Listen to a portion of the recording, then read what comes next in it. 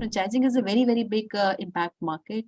And I'm sure all of you would agree, appreciate, and acknowledge today.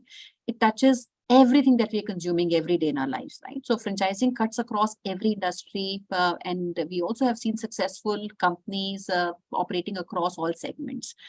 And if you look at the opportunity in terms of system sales alone, this is almost about $4.5 trillion industry globally, which is much bigger than the Indian GDP. So you can understand the magnitude of the industry. And India happens to be the second largest market for franchising. And there has been a very big growth we have seen in the last, predominantly, I would say the last, 10 odd years.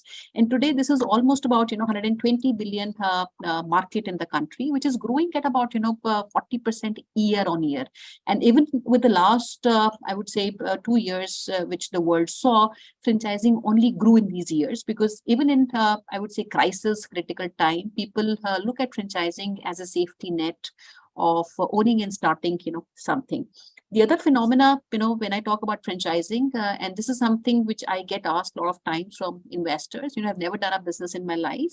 So do you think this is something I could do? And today you'll be surprised to know there is more than, 50% and maybe larger community today, which are first time business buyers. Right? So they are coming into the business for the very first time. And this perhaps is also the beauty of the business of franchising, which does not require you to come with some experience on business. And I'm sure all of you might not come from a business background.